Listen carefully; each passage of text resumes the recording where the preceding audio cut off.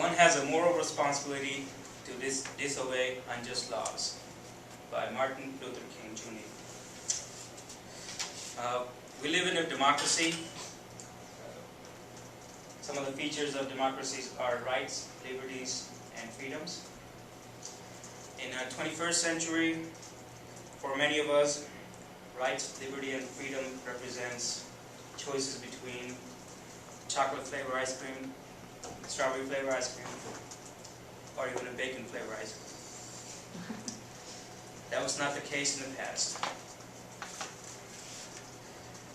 Martin Luther King Jr., to protest against the unjust laws of segregation and disenfranchisement, and M.K. Gandhi, to achieve the self-government from the British colonial rule, used civil disobedience as a strategy to bring about the change. I have thoroughly researched for this topic, and in doing so, my objective today is to inform you about the history of civil disobedience, the people who practiced it, and the changes we see today because of it. Let's look at the history of civil disobedience. Civil disobedience is a refusal to obey unjust laws of a government in a nonviolent behavior. According to J.L.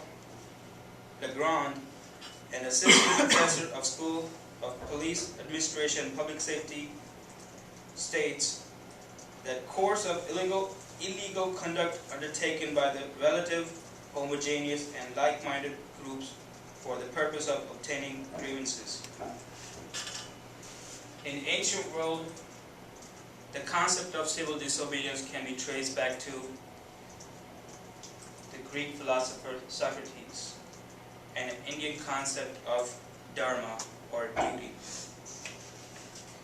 In modern times, the first scholarly article by Henry David Thoreau, an American philosopher, coined the term and wrote an essay titled Resistance of Civil Government.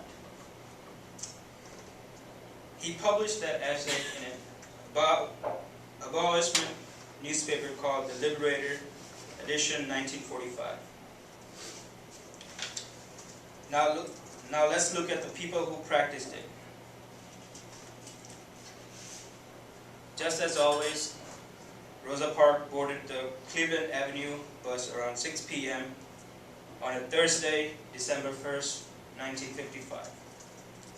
She paid her fare, sat on an empty seat on the first row of the back seats for the reserved for the blacks. The white-only seats were filled up, and soon enough, the driver asked her to stand up and empty her seat. She refused.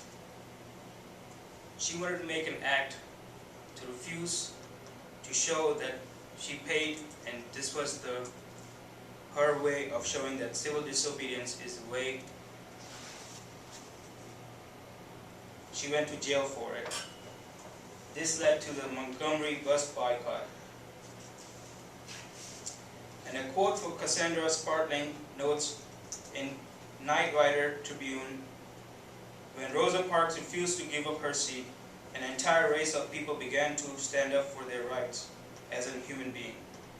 Her refusal to give up her bus seat for a white man was a simple act that took extraordinary courage in Montgomery, Alabama in 1955. Now let's look at the second example of civil disobedience. Martin Luther King Jr. led a march in Selma, Alabama to protest against the disenfranchisement of the black registered voters from voting. Hand in hand with the blacks, white, Asians, and Latinos, they marched together.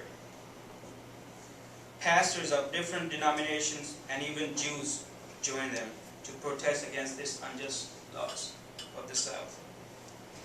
This was the act that changed the voting rights laws in the South.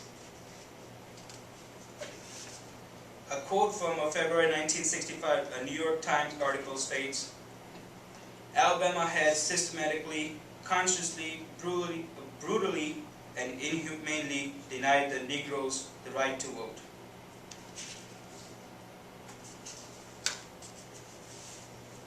The third example of civil disobedience is M.K. Gandhi and his Salt Satyagraha, or Salt March.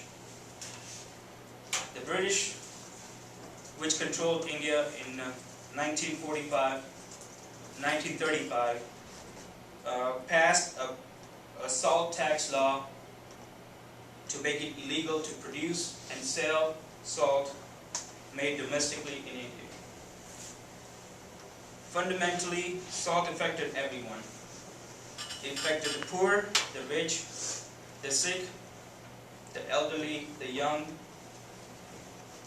M.K. Gandhi's Salt March was an act to defy the unjust laws that affected millions of poor people. A quote from March 1931 New York Times article quoted Gandhi stating, "We are in this fight to the finish. It is the supreme and the final struggle of my life. Our fight for liberty has just begun." Now let's look at the outcome we see today. The laws of segregation and disenfranchisement of the South has been abolished. The disenfranchisement of black registered voters has been ended in the South. The equality faced by the blacks has been dramatically reduced so far. And in India, it happens to be an independent state. In conclusion, the mass collective movement led by Rosa Parks, Martin Luther King Jr., and M.K. Gandhi's civil disobedience has affected the status quo and brought about the new changes that we see today. Finally, I leave you with a quote from M.K. Gandhi. "They may torture my body, break my bones, even kill me. Then they will have my dead body, but not my obedience." Thank you.